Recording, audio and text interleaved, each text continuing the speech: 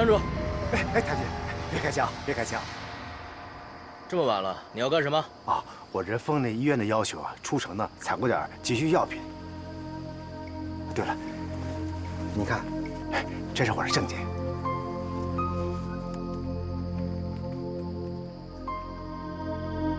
深夜出城需要有宪兵队的特别通行证，你有吗？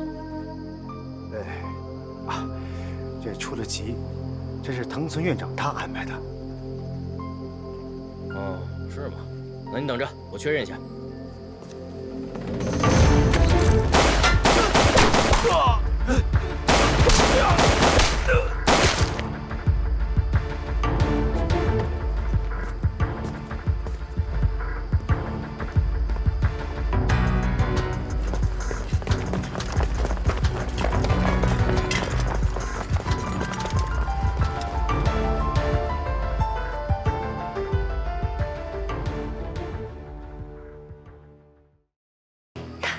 李黎，你回来啦！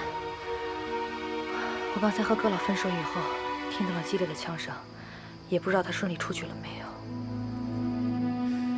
不管怎么说，你能回来真是太好了。行了，回去慢慢谈吧。好，走吧。走。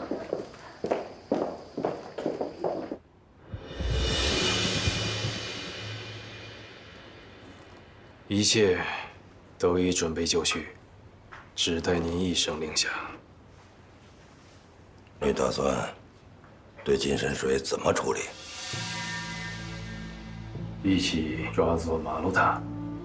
不可，此人于帝国还有大大的利用价值。那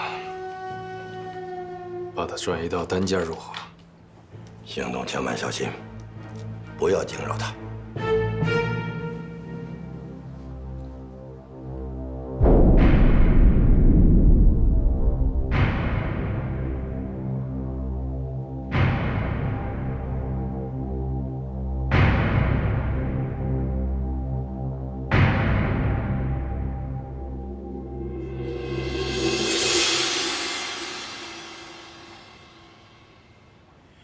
护士，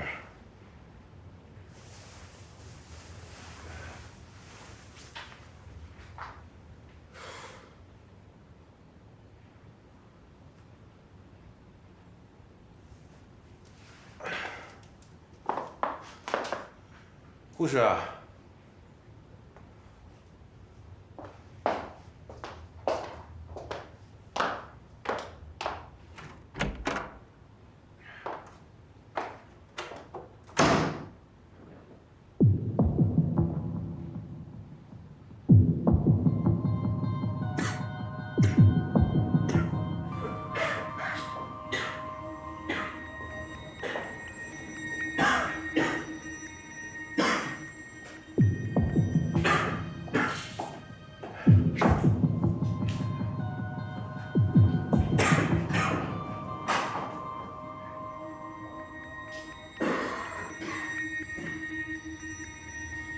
护士，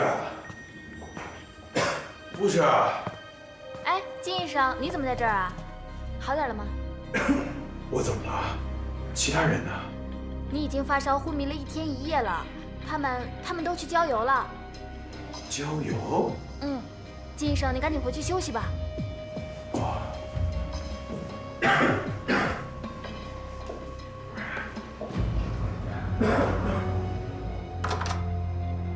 金医生，您先躺下休息吧。不是我不用躺下休息了，我已经好多了。那行，那您先坐那儿吧。啊，谢谢。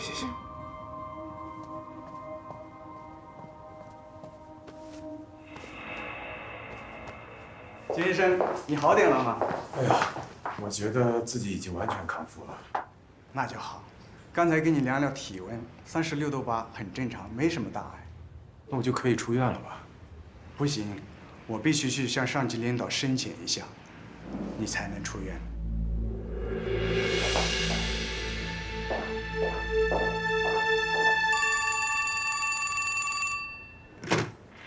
喂，金先生已经没事了吗？好，我知道了。我马上去看看他。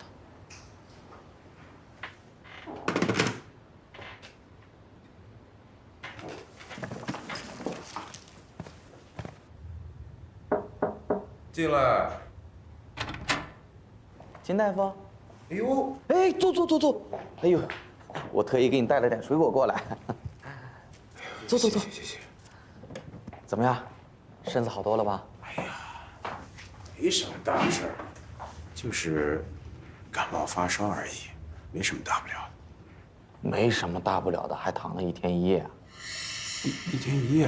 啊？我躺了1天1夜了。您都不记得了？前天晚上您发烧到41度，多亏现在有了青霉素啊，要不然失去您，对我们桃花镇那是多大的损失啊！秦处长，你又拿我开玩笑。哎，对了，秦处长，咱们镇上其他得了感冒的镇民呢，不也应该在医院吗？我怎么一个都没看着啊？要不然怎么说你运气不好呢？别人早就康复出院了，打个针吃个药，现在已经活蹦乱跳的到日本去旅游去了。你呀，就是平时风流倜傥惯了，这大雁和姑娘，把你这身子都掏空了吧？哎呦，哎，你看瞧我这嘴，一天到晚没个把门的，见怪别怪啊，说秃噜嘴了。你说的是真的？他们真去日本了？是啊，今天一早上坐火车去的。我想想啊，现在这个点儿，应该已经坐上轮船了。你看，就是没这福气。谁说不是呢？就差这半天呢。看到你好了，那我也就放心了。哎，我这啊还有别的事情要忙，那我先走了。哦，好，我也马上出院吧。好，哎，你说我这事儿真是的。再多休息一下啊。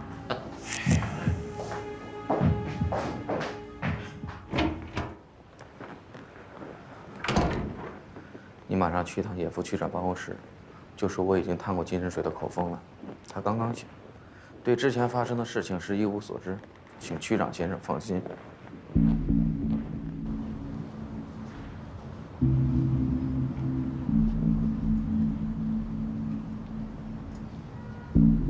金深水昏迷了1天1夜，醒来的时候，却发现医院里已人去楼空。金深水心中有种不祥的预感。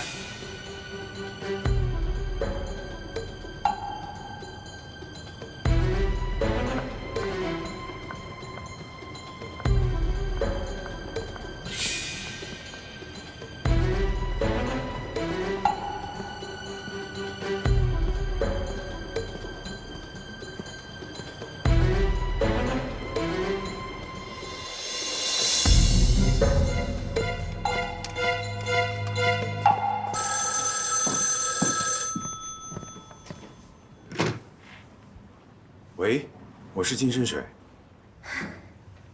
听到深水君出院的消息，真是令人高兴。哦，镜子小姐，我们晚上一起吃饭吧。下次吧，我感觉还是有点累。可是，我今天特意早起去的早市，买了鲅鱼，专门做了您爱吃的鲅鱼寿司，就等着您出院呢。那好吧。能够跟美女一起吃饭，反正也不累。那你看我们在什么地方见面呢？既然是我为了你，那就我来医食堂吧。啊，那恭敬不如从命，那一会儿见。一会儿见。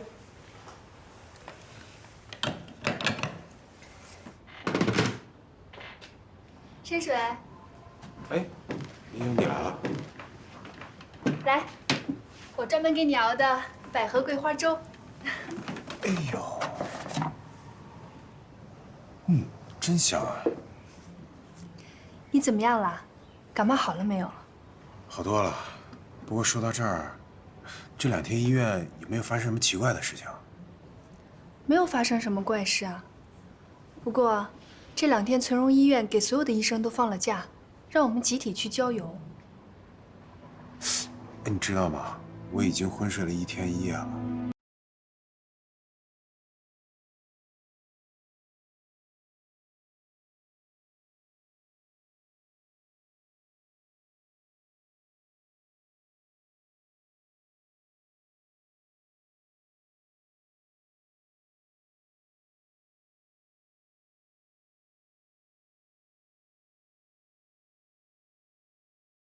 患感冒对实验结果有什么影响吗？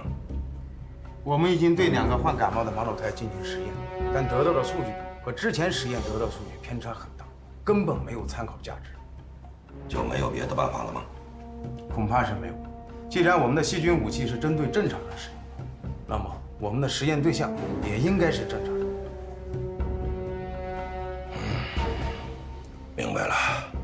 如此一来，只好先把他们的感冒治好，然后再拿他们做实验。嗨，我们剩余的健康的马路胎还有多少？再用1、2天就用完了。不过新的马鲁胎马上就送来，有30个。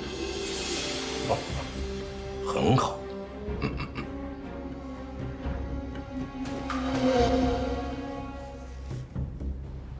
金医生，镜子小姐来了。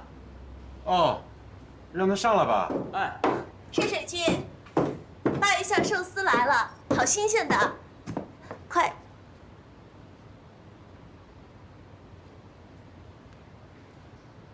抱歉，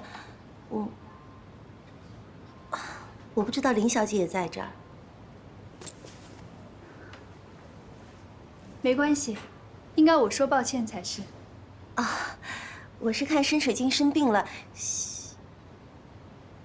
啊，这个是医院同事给他熬的，他们托我给他带过来。那你们就慢慢聊吧，我就不打扰你们了。林小姐，不如留下来一起品尝吧。新鲜的鲅鱼寿司，我亲手做的。谢谢，不过我还要赶回医院值班，就不打扰2位了。我就先走了。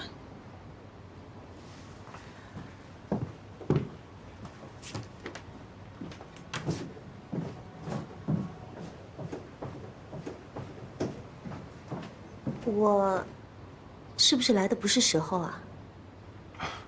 镜子小姐说的哪里话？怎么能说是不是时候呢？我呀，这2天一直都没好好吃饭，都饿坏了。来来来，快请坐。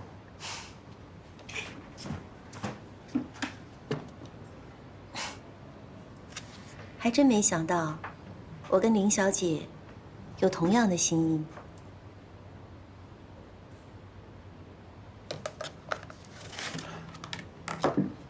快尝尝。哎呦，这寿司可真够美味的。谁要是能够娶到镜子小姐这样的，那可真是上辈子修的福分。深水君说笑了，我哪有林小姐贤惠？我听着，你吃醋了？怎么会呢？不过深水君有没有想过，林小姐喜欢你，李小姐喜欢你，我也不讨厌你。如果一定要让你选一个结婚的话，深水君您会选哪一个呢？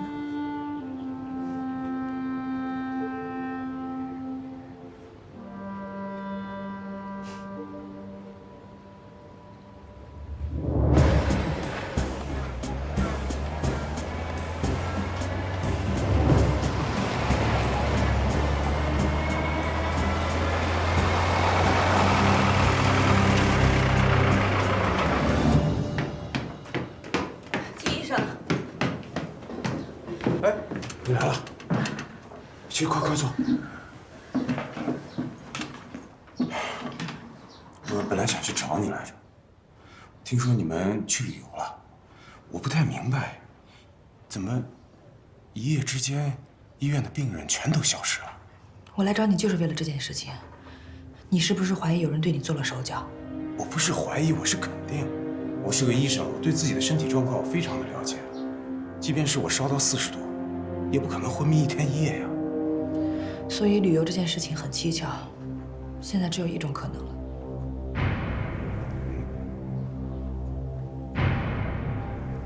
你是说，藤村真的把他们抓去当了马路塔？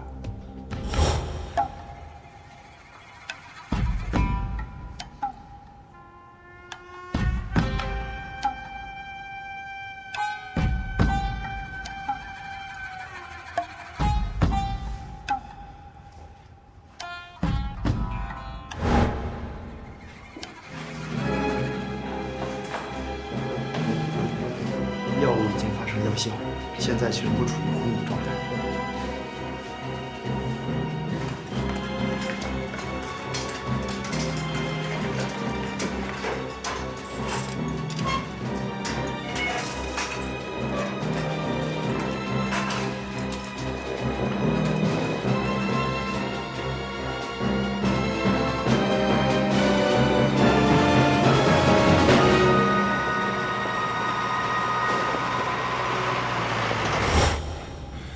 他们竟然就在我的眼皮子底下抓走了郑明。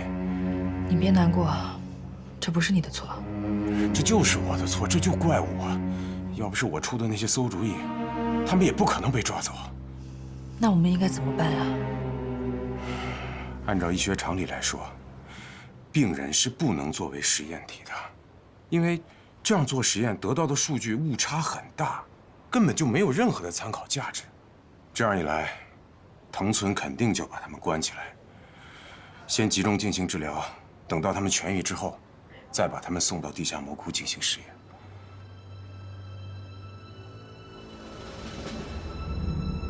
如果我们没猜错的话，事情应该就是这样。感冒治疗起来并不难，不出3天就能痊愈。所以留给我们的时间不多了，一定要把大家救出来。我们晚1分钟，他们的生命就多1分危险。救是肯定要救的，但最关键的问题是我们不知道他们关在什么地方。如果你要是藤村的话，你会把人藏在哪儿？桃花镇这地儿说大不大，说小不小，虽然难猜，但应该不会走得太远。不是还要回来做实验吗？我们只能想想别的办法了。想把100多号人悄无声息地转移，并不是一件简单的事情。所以，我们再找找仓库之类的地方吧。那咱们就分头行动吧。一旦找到了线索，就尽快见面。哎，记着啊，一定要注意日本人的眼线。知道了，我们一旦暴露了，桃花镇就完了。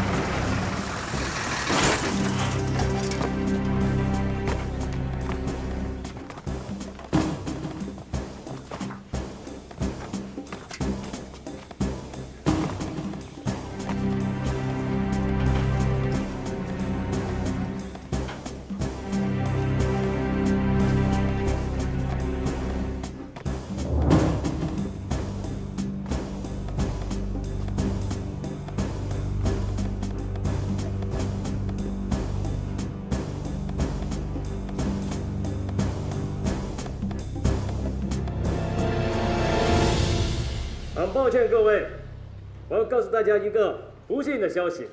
之所以这么突然把大家从医院转移到这里，是因为我们医生发现大家的感冒和高烧很有可能是鼠疫的初期症状。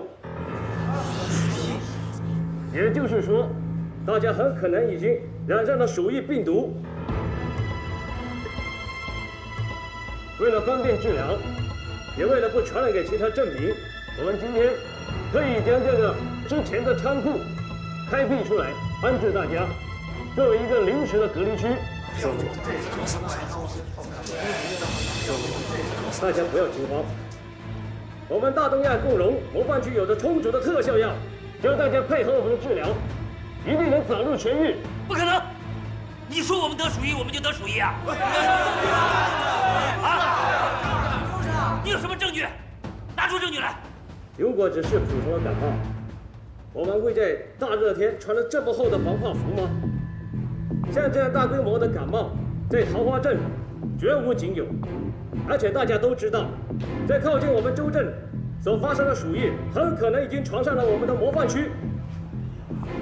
这并非是危言耸听，所以我需要大家积极的配合医生的治疗，我们会尽快让大家回到镇子里，和家人的团聚。尽快。待多久？那不是要在这待一段时间吗？鼠疫的厉害就不用我多说了吧。你们这次回家，有没有想过家里的缺儿老小？难道一家人染上了鼠疫，你们才敢相信吗？只要相信我们，我们一定能把它治好。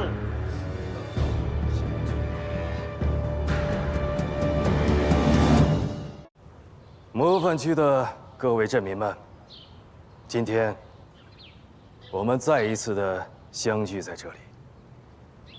在这里，我曾经和大家分享过无数喜悦，但是今天，我不得不向大家通报一则令人痛心的消息。我接到一封电报，电报中说，我们运送镇民的旅游专列，在上海郊区遭遇了国民党特务事先埋伏的炸弹，列车爆炸脱轨，车上无一人生还。出于对死难者的尊重和哀悼，我们决定对死难者的家属给予赔偿和优待。虽然我们知道这并不能安抚你们失去亲人的痛苦。不要钱，我们要人，人都没了。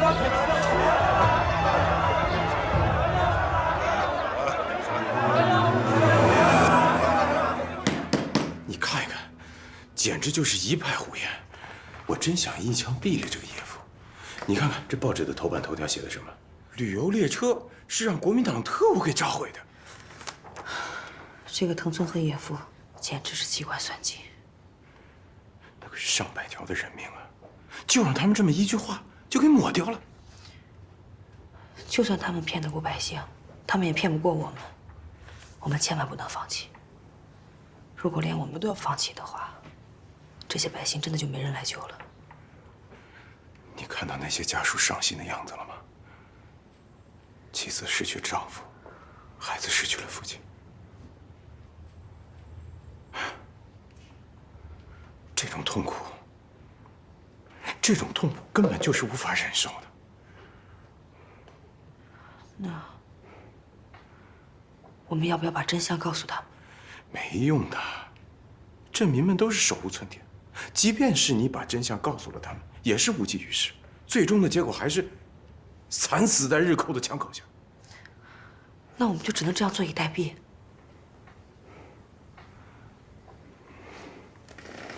你先让我想想。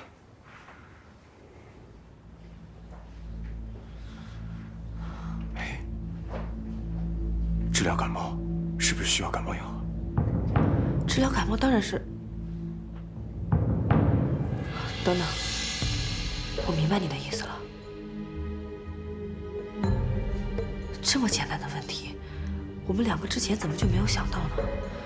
要想治好100多个人的感冒，肯定需要大量的感冒药啊。如果你要是藤村的话，你会去哪里找这批药？当然是村荣医院。村荣医院垄断了整个桃花镇的所有西药，而且又在藤村的直接掌控范围之内，他肯定不会舍近求远。我们只要弄清楚这批感冒药的去向，就一定能找到镇民的藏身地点。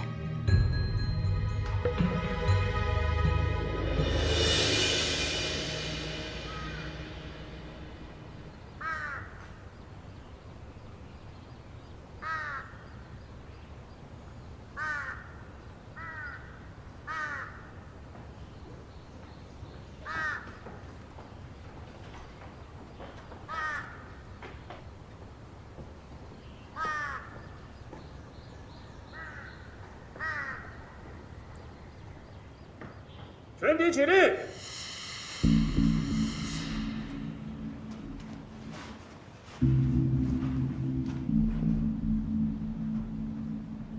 经过多名医生细心的诊治，第一批共计12人已经痊愈，可以出院了。喊到名字的，迅速出列，站到前面。周卫清、尤文凯、李刚、任世强、张富贵。副官，帮我给老头带句话，就说我过2天就能回去了。我知道了，你得好好养病啊！第6个，何冰冰、洪良顺。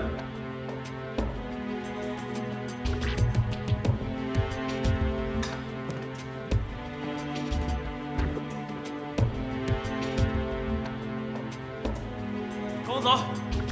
哎，愣着干什么？走走走。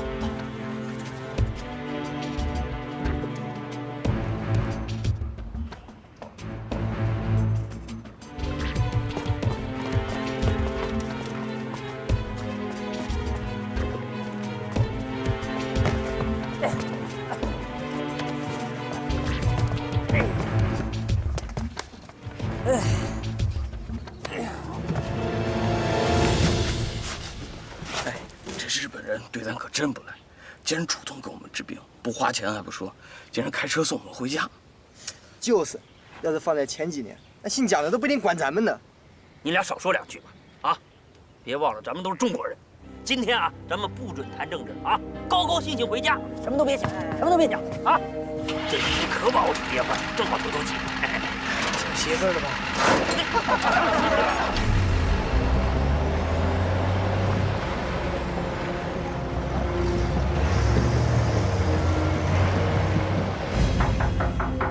请进。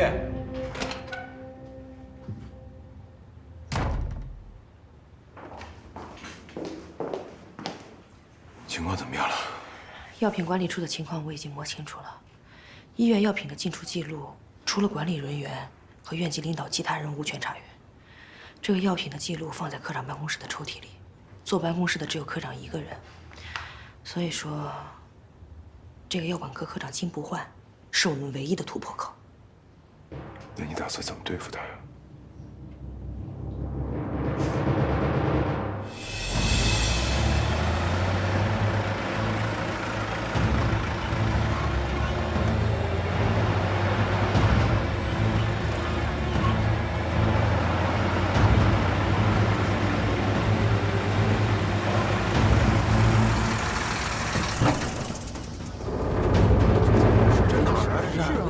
带咱们回家吗？就是，回来这儿了。下车，下车，下车。哎，长官，不是说送我们回家吗？这怎么回事？对啊，各位不要惊慌，这里是存荣医院的仓库，在各位回家之前，还需要对各位进行一次彻底的身体检查，以确保病菌被彻底消灭。大家跟我走吧，下车。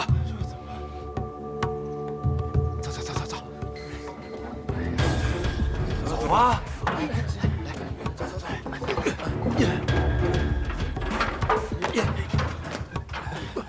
慢点，慢点，快那边。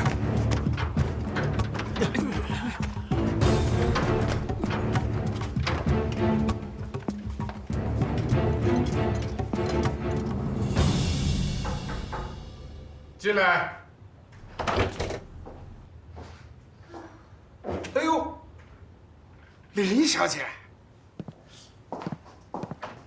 哟，这什么风儿把林大小姐吹到我这儿来了啊？有什么事儿，尽管说。您坐啊，金科长。啊，好。哎，您知道的，医院呐新来了一批护士，按理说新人都要经过一段时间的培训才能上岗。护士长呢？ 说让我给他们讲解一下药品常识，这个没问题呀。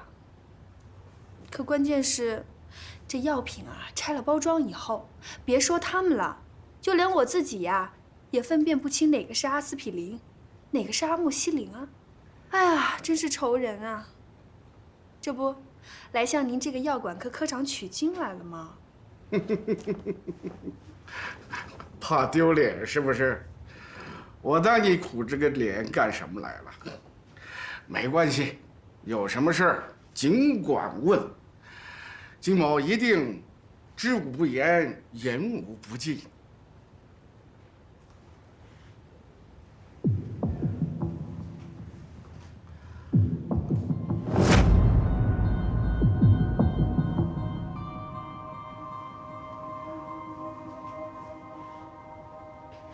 那。 就在这儿啊？哪能委屈林小姐啊？这样，我请林小姐去富士山宾馆的咖啡厅去聊。能请到林小姐一起喝咖啡，那可是我金某3生修来的福气哟。哎呀，那好吧。哎，不过我得说清楚啊，我这么做啊，可完全是为了工作任务。好，能和林小姐一起喝咖啡，就够我偷着乐1个星期的了。看你说的，行吧，那咱们走吧。走走。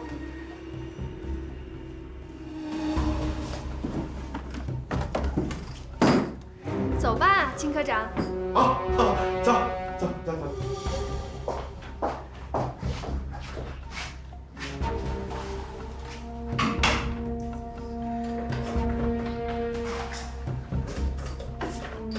哟，你怎么这么小心啊？难不成这屋里还藏着金条银条吗？哎，藤村院长吩咐的事，不敢不照办呢。好，走。走吧。来。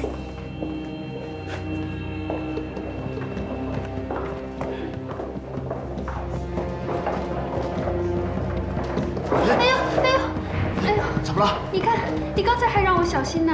哎呀，这就崴着脚了。小心点，这儿路滑。你也慢点啊。好，慢点。扶着我。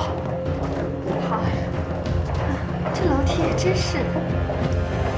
好。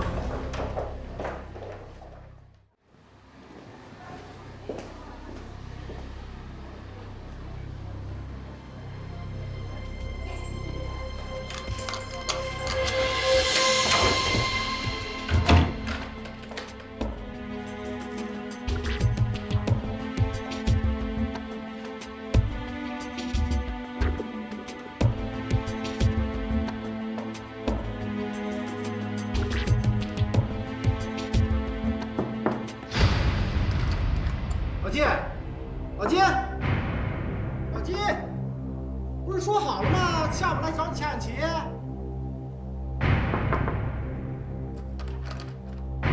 这是又上樱桃阁，潇洒去了。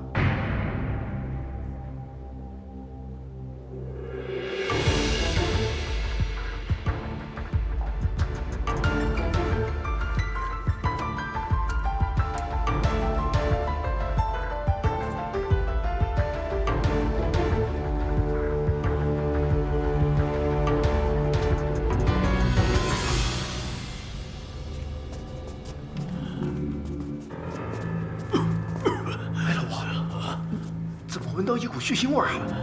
哎呀，这医院是开刀救人的地方，没有血腥味儿，还有烤红薯味儿啊！哎呀，我不是这个意思，我这心里七上八下的。你看这哪像个医院，它就是监狱。好了，各位，别自己吓唬自己了。这里是特殊病房，大家先进去休息会儿。这边。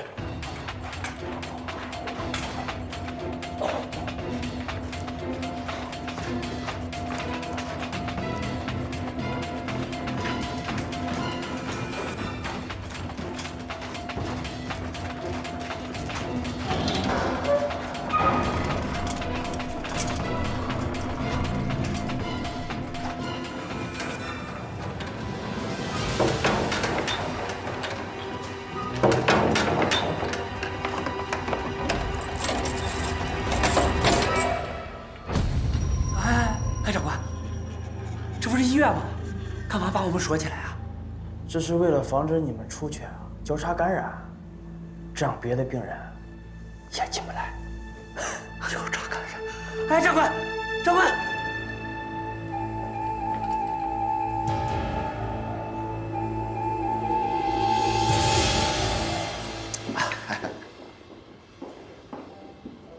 至于你所说的这阿莫西林和阿司匹林，虽然都是白色的药片，但并不是不可能用肉眼鉴别出来的。我跟你讲啊，你仔细观察，这个阿司匹林的颜色是煞白的。金不换，王八蛋！老哎，别背着老娘去灵堂阁也就算了，居然还在夜里勾引小狐狸！要不是人家把电话打到家里去，老娘我到现在还蒙在鼓里呢！你误会了！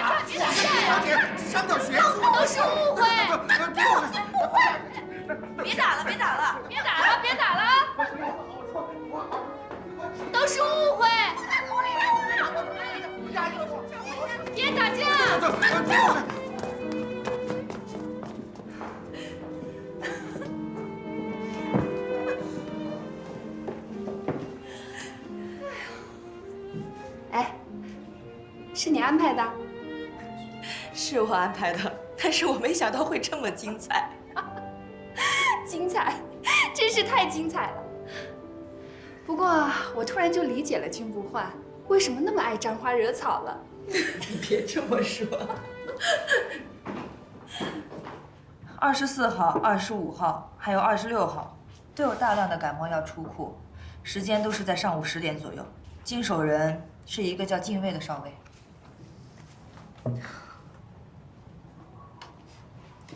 现在大概可以确定，这些就是藤村拿来治疗感冒的药物。这个线索实在是太珍贵了，如果不出意外的话，我们只要跟住明天10点左右从医院里开出来的汽车，就一定能找到镇民的藏身之地。对，我已经通知了游击队，只要我们确定了地点，当天晚上我们就杀过去进行营救。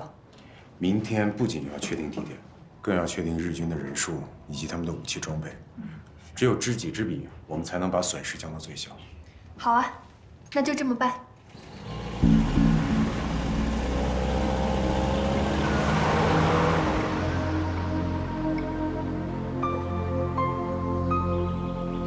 都10点05分了，怎么还没动静啊？别急，再等等。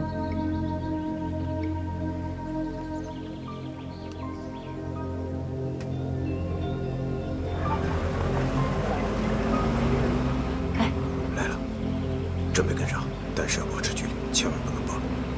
好，明白。等。怎么又来了一辆？到底哪辆才是啊？怎么办？你跟上第1辆，我去跟上第2辆。你没有车怎么跟啊？行了，你别管了，你只要负责跟上第1辆就行。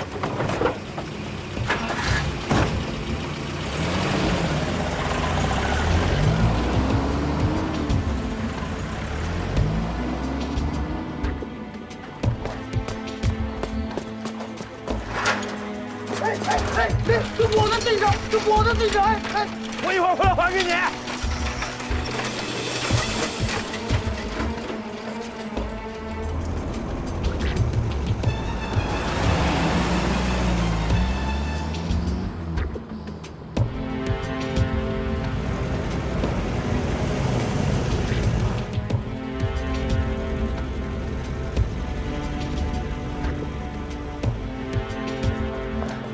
给我一束花。好的，先生。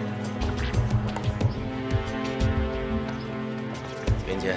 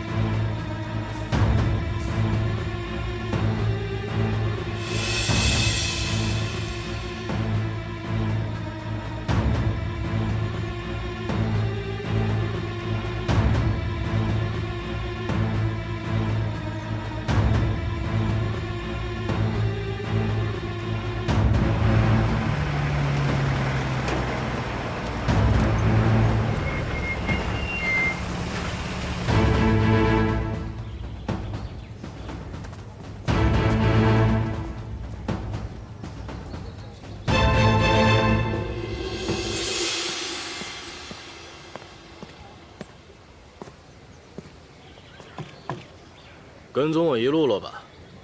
从哪儿开始的？是从医院门口，还是买花的地方？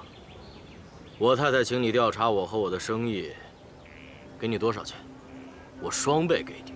不过今天发生的事情，就当没有看见过。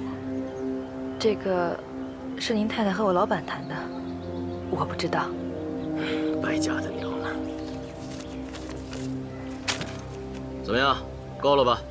其实他花在你们身上的钱，比老子花在樱桃阁的钱多多了。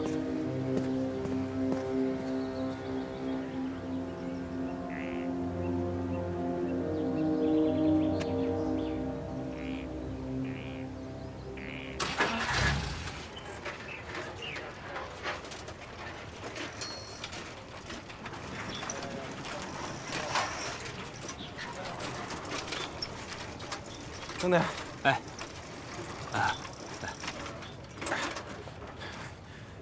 谢谢你啊！啊，没事没事，还我就好。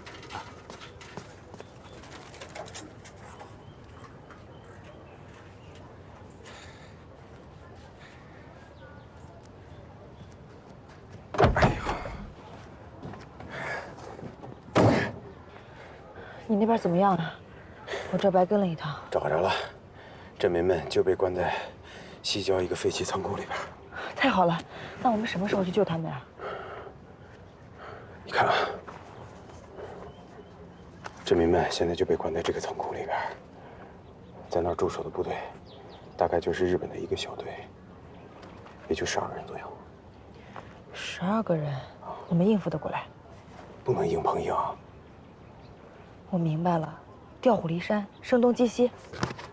事不宜迟，马上行动。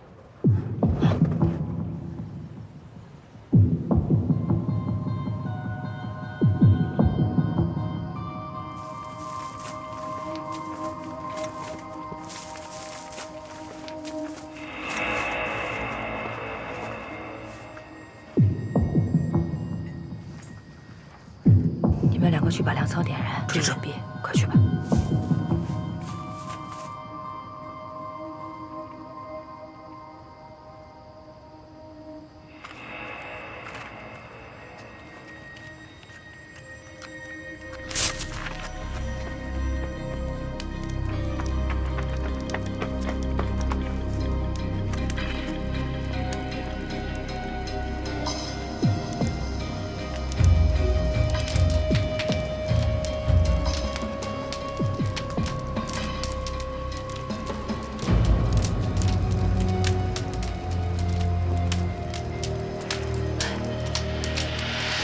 这小鬼子怎么不出来救火呀？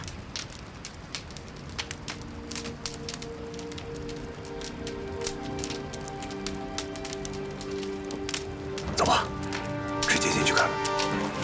走。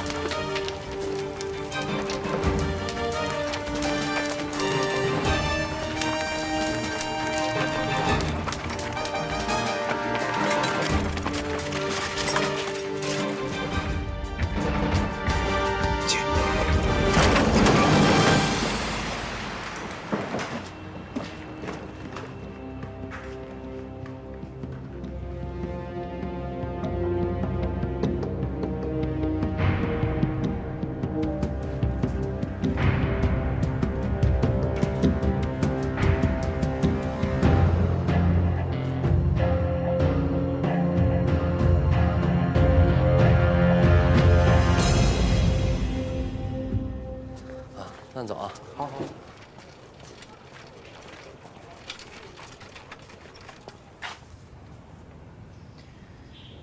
我从来没有感觉到这么无力过，李玲，我是不是特别无能？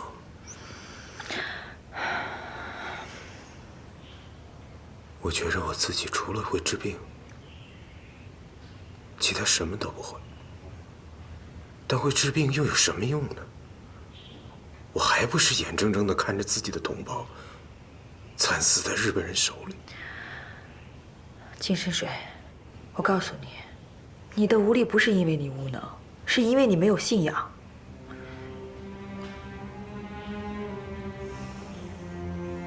信仰？我不知道应该怎么和你谈这个问题，但是我可以明确地告诉你，信仰就是最大的力量。这么长时间以来，你有没有发现我和阁老那帮人的区别是什么？你们虽然都恨日本人，但你们做事的方法都不一样。像阁老他们，只对自己的上峰唯命是从，就为了完成任务，可以不择手段。上峰让他们干什么，他们就干什么。如果没有命令，就算是自己的同胞被日本人杀死在他们的眼前，他们同样是无动于衷。但你们不同，我看得出来，你们不希望任何一个中国人受到伤害。你们才是真正爱这个国家。这就是我们共产党人和国民党的区别。可我心里一直都有一个疑问：你为什么会选择成为一名共产党员？其实我是孤儿。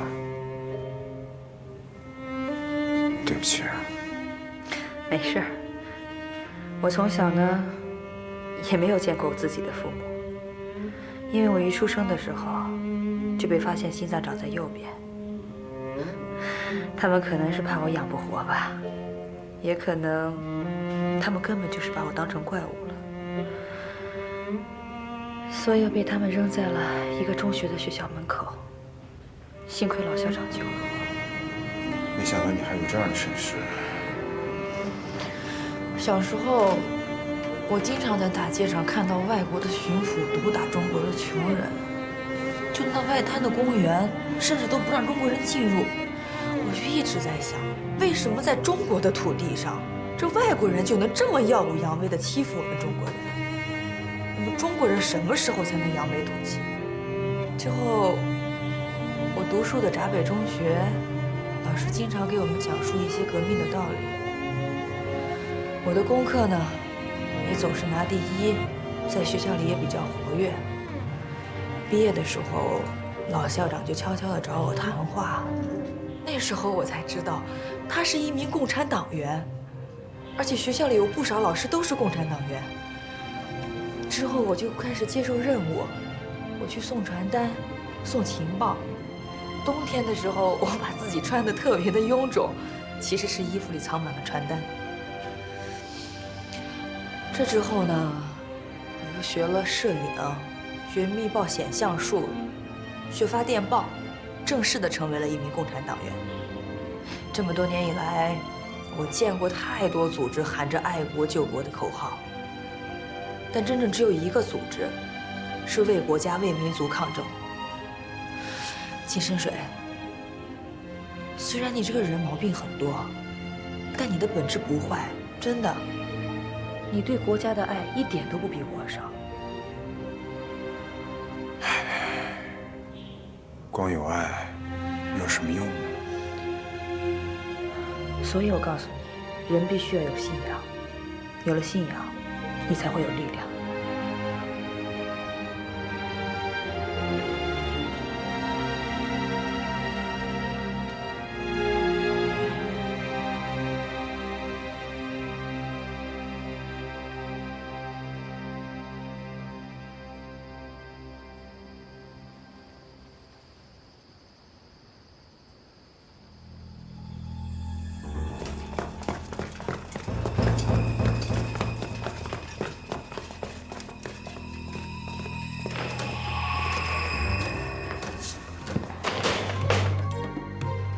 没能够及时救下百姓，让金深水十分自责。他决定不惜以身犯险，再探魔窟，寻找救人的机会。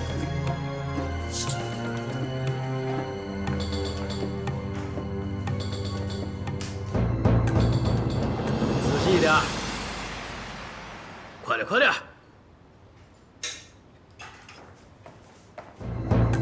你在这儿干嘛呢？快点！进来，协助他们处置。嘿，进去。你们要认真的处置，确保病毒不能外泄。一旦外泄，后果你们是知道的。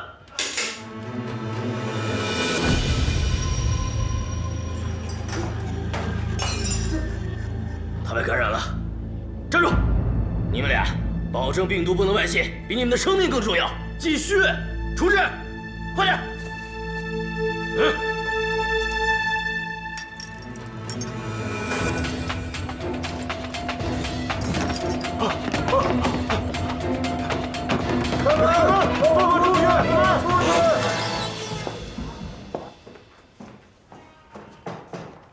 院长，参与病毒处置的一共有2名医生确认感染，现在都被关在实验室里。不得不说，病毒的传染力实在是太强了。自己制造出来的魔鬼，我们当然清楚它的威力。那2名医生怎么处理？送进焚尸炉吧。帝国会记住他们的贡献的，不能因为他们个人而毁了我们整个的军队。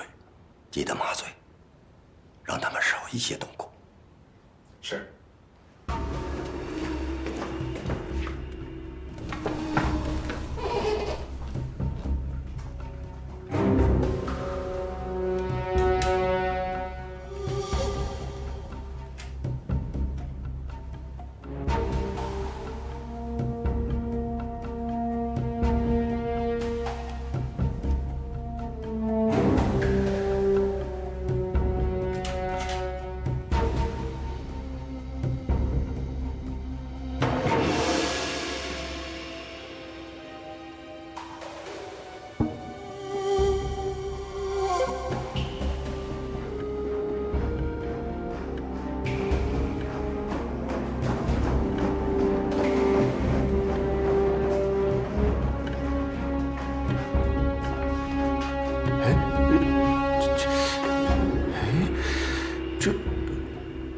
这怎么回事？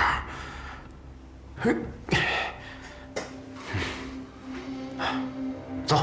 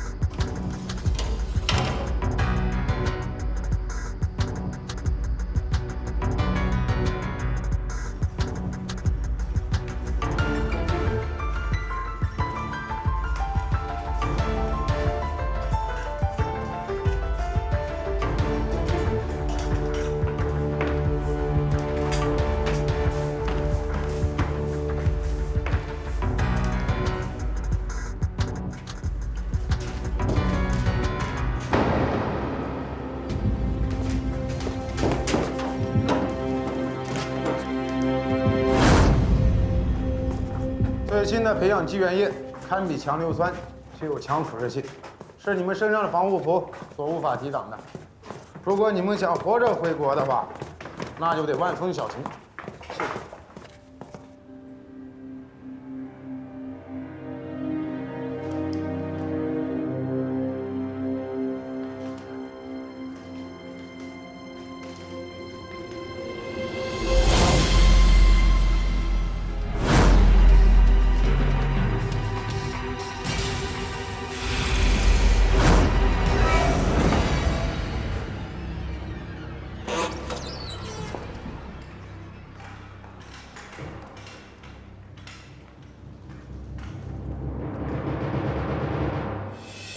听招！全靠近！人呢？看炉子里正在焚烧，是不是暂时离开了？你说什么？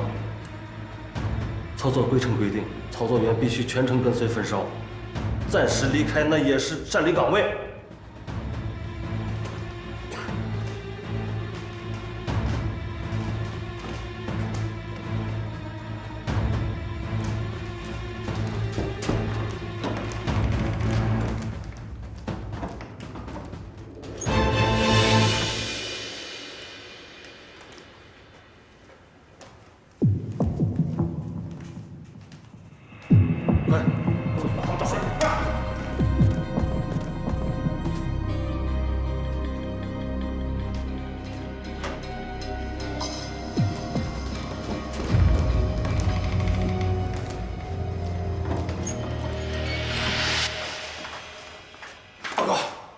田中和川口都不见了，不见了，不是安排他们到停尸间处理尸体吗？是的，可我刚刚带人去过，那里除了尸体，只有衣物碎片。其他的地方都找过了吗？找过了，整个地下室都找遍了。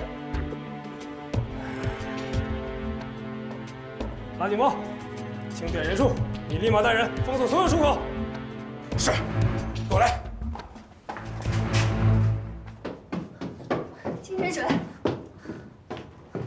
清真水，李玲说你又去医院的地下魔窟了，是不是？我到处都找不到你，你人又不在医院，我很怕日本人起疑心呢。现在不用担心了。好了好了，确实是我错了，我真不知道你在担心我。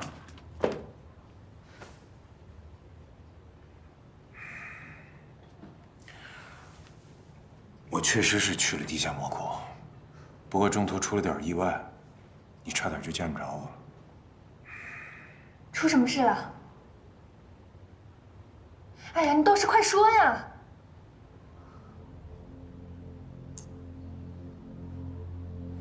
失踪了2名负责焚尸的工作人员。医院地下室的细菌实验是大日本帝国的绝密计划，这关乎到大日本帝国在国际上的声誉。如今发生了这种让人不能容忍的事情，如果不调查清楚，让事情暴露，就是你我剖腹谢罪，也无法挽回大日本帝国的颜面。将军，失踪的是2名在焚尸间工作的军医，他们都是由医院负责管理的。混账！你是在指责我管理不善吗？我告诉你。所有参加这次实验的军医，都是我亲手从大日本帝国学校精选细挑出来的优等生。现在事情已经表明，正是由于你的保安工作的不力，才发生这种莫名其妙的事情。这个计划的保密程度，你是知道的。将军，请放心，整个桃花镇没有皇军的许可，连苍蝇蚊子都不可能飞出去。我一定以最短的时间查清失踪人的下落。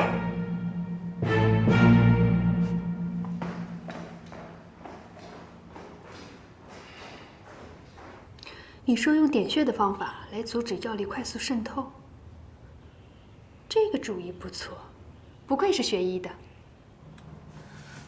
哎，不过你藏起的那名军医，我觉得他们迟早会发现的。不过这次逃出来实在是太惊险了，他们给我注射了药物，而且差点把我扔进了焚尸炉里。你想想看，我从那么多日本鬼子的眼皮子底下就这么逃出来了，你说我命有多好？可是比起我来，其他人就没那么幸运了。所以无论如何，我们必须要捣毁这个地下魔窟。对，我们一定要想办法阻止他们。